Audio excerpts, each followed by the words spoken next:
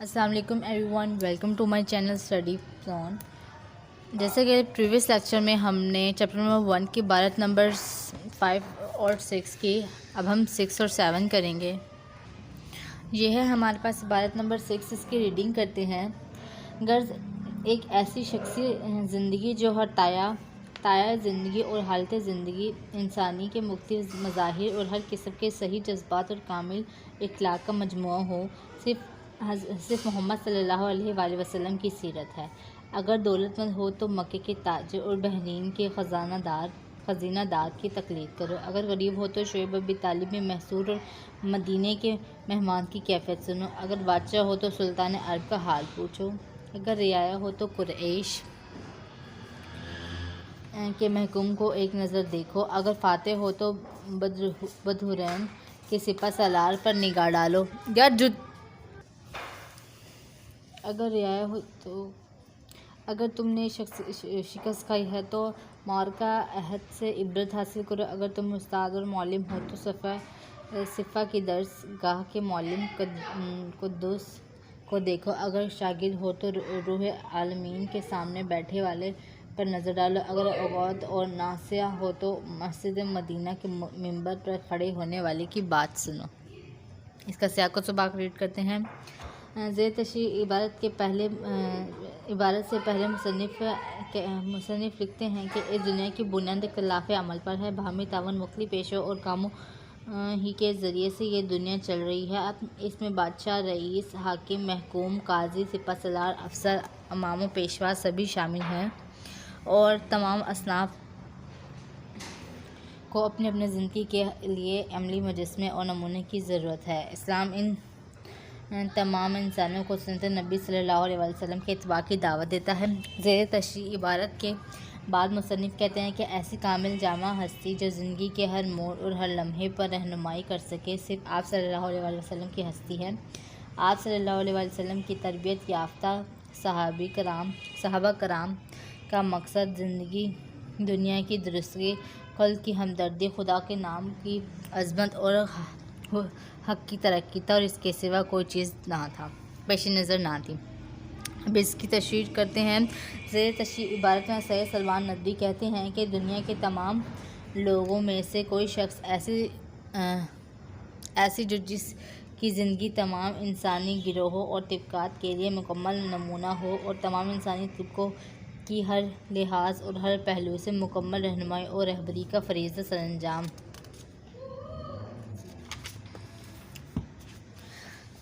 دے سکے۔ چنانچہ صرف نبی اکرم صلی اللہ علیہ وسلم کی پاکیزہ سیرت ہی ہے جو دنیا کے تمام انسانی گروہوں کے لیے نمونہ ہے، جو ہر شخص آپ صلی اللہ علیہ وسلم کی سیرت سے استفادہ کر کے دنیا اور آخرت دونوں میں کو کامیاب بنا سکتا ہے۔ اس کے علاوہ وہ افعال جن کا تعلق دل اور دماغ سے ہوتا ہے اور جن کا اظہار ہر انسان جذبات اور احساسات سے کرتا ہے، قلبی اعمال کہلاتے ہیں۔ کیونکہ ہر انسان کی دن اور رات میں ایسی حالت نہیں ہوتی، اس کے اندر تبدیلیاں اور رونما ہوتی ہیں، کبھی انسان راضی، کبھی ناراض، کبھی خوش تو کبھی غمزدہ، کبھی مصائب سے دوچار، کبھی نعمتوں سے مالا مال، کبھی ناکامی کا منہ دیکھنا پڑتا ہے تو کبھی کامیابی سے ہمکنار ہوتا ہے۔ انسان ان سب حالتوں میں مختلف جذبات کے ماتحت ہوتا ہے۔ اعلیٰ اور قابل تعریف اخلاق کا تمام تر انحصار انہی جذبات اور احساسات کے اعتدال اور باقاعدگی پر ہوتا ہے۔ چنانچہ نبی اکرم صلی اللہ علیہ وآلہ وسلم کی سیرت ہر قسم کے صحیح جذبات اور کامل اخلاق کا مجموعہ ہے۔ سید سلمان ندوی کہتے ہیں کہ اگر کوئی شخص دولت مند ہے تو وہ آپ صلی اللہ علیہ وسلم کے اس دور کو دیکھے جب آپ صلی اللہ علیہ وسلم نے بصرہ اور شام کے تجارتی سفر کیا۔ بحیثیت تاجر آپ صلی اللہ علیہ وسلم نے امانت و دیانت، حسن اخلاق اور سچائی کا بھرپور مظاہرہ کیا۔ آپ صلی اللہ علیہ وسلم نے کم منافع پر زیادہ مال فروخت کرنے کا اصول اپنایا اور خریدار کو مال کی خامیوں اور خوبیوں سے آگاہ کرتے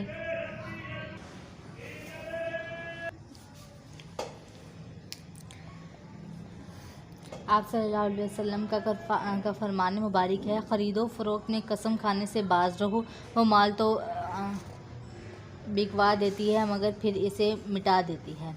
اس طرح آپ صلی اللہ علیہ وسلم کی زندگی کے آخری ایام میں بحرین، جو کہ قطر اور سعودی عرب کے درمیان ہے، فتح ہوا اور وہاں کے خزانے مدینے میں آنے تھے، تو آپ صلی اللہ علیہ وسلم اپنی ذات پر خرچ کرنے کی بجائے قوم کی امانت سمجھتے ہوئے وقف کر دیتے تھے۔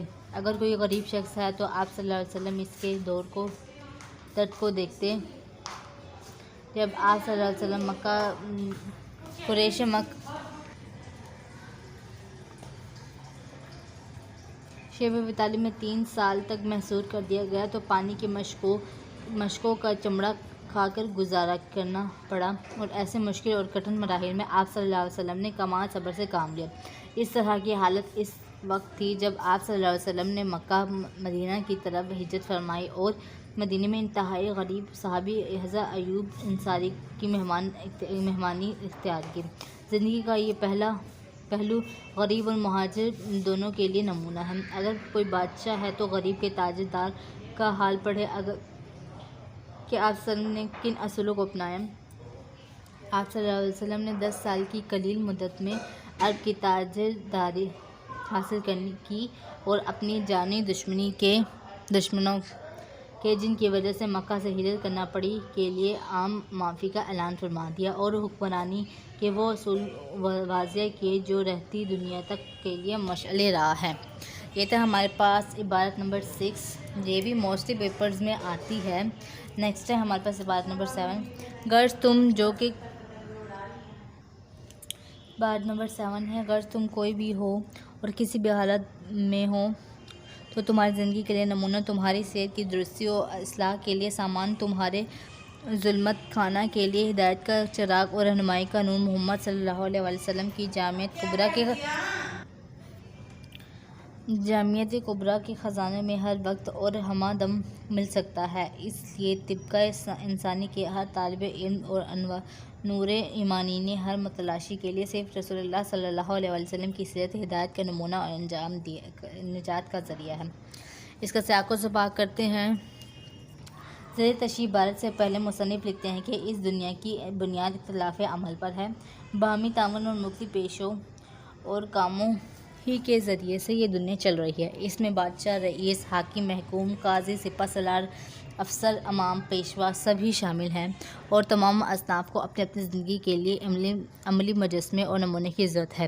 اسلام ان تمام انسانوں کو سنت نبی صلی اللہ علیہ وسلم کے اتباع کی دعوت دیتا ہے۔ انسانوں کے ہر طبقے اور صنف کے لیے سیرت پاک صلی اللہ علیہ وآلہ وسلم میں نصیحت پذیری ہے اور عمل کے لیے درس اور سبق موجود ہے۔ اتباع کی دعوت دیتا ہے۔ زیر تشریح عبارت کے بعد مصنف کہتے ہیں کہ ایسی کامل اور جامع ہستی جو زندگی کے ہر موڑ اور ہر لمحے پر رہنمائی کر سکے، صرف آپ صلی اللہ علیہ وآلہ وسلم کی ہستی ہے۔ آپ صلی اللہ علیہ وسلم کے تربیت یافتہ صحابہ کرام رضی اللہ تعالیٰ عنہ کا مقصد زندگی دنیا کی درستی، خلق کی ہمدردی، خدا کے نام کی بلندی اور حق کی ترقی تھا۔ اس کے سوا کوئی چیز ان کے پیش نظر نہ تھی۔ اس کی تشریح ہے۔ زیر تشریح عبارت میں مصنف کہتے ہیں کہ دنیا میں ہر طرح کے لوگ پائے جاتے ہیں۔ ہر انسان دوسرے انسان کے لیے مختلف اور صلاحیتوں کے اعتبار سے بھی جدا ہوتا ہے، کیونکہ کسی بھی مذہب سے تعلق رکھنے والے افراد پیشوں، حیثیتوں اور مختلف عادات و اطوار کے حامل ہوتے ہیں۔ یہ بات تو ناممکن ہے کہ تمام افراد حیثیت اور مقام کے لحاظ سے ایک جیسے ہوں۔ ان کی حیثیت اور مرتبہ ایک دوسرے سے جدا ہوتا ہے۔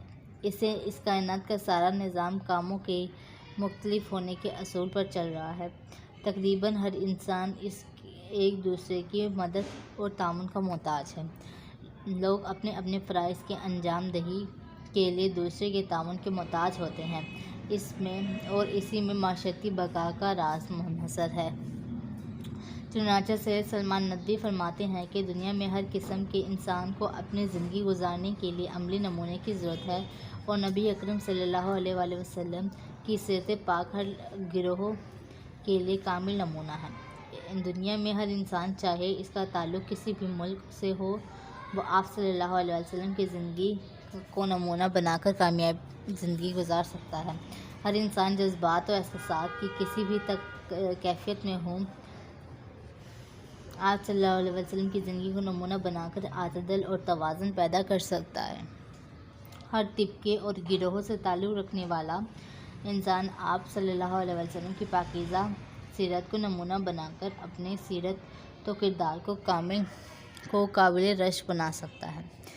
موجودہ دور میں ہر انسان روحانیت سے تہی دامن ہونے کی وجہ سے پریشان و گرو ہے۔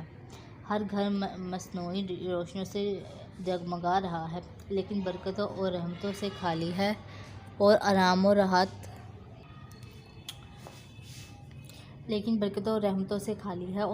راحت خواب و خیال بن گئی ہیں۔ آپ صلی اللہ علیہ وسلم کے نورانی اعمال پر عمل پیرا ہوں تو دلوں کے اندھیرے چھٹ سکتے ہیں اور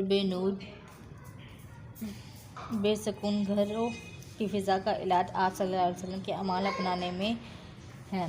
اگر ہم چاہتے ہیں کہ بہترین اور مثالی انسانوں کی طرح زمانے میں زندگی بسر کریں تو اپنے تاریک گپ اندھیروں میں ڈوبے ہوئے گھروں کو روشنی سے منور کریں، تو اس کے لیے تمام سامان اور ہدایت کا چراغ حضور اکرم صلی اللہ علیہ وسلم کی پاکیزہ اور مقدس زندگی ہے، جو اپنے اندر دنیا جہاں کی وصیتیں لیے ہوئے ہے۔ اس لیے تمام انسانی طبقوں کا ہر فرد جو علم کا خواہاں اور ایمان کی روشنی و نور کا متلاشی اگر چاہتا ہے کہ کامیابی اور کامرانی اس کا مقصد مقدر بنے، تو وہ صرف اور صرف حضور اکرم صلی اللہ علیہ وآلہ وسلم کی سیرت و شخصیت اور ہدایت مقدسہ ہی میں ممکن ہے۔ بقول شاعر، گر سنت نبی کی لے کر پیرا امت، طوفان سے نکل جائے گا اس کا سفینہ۔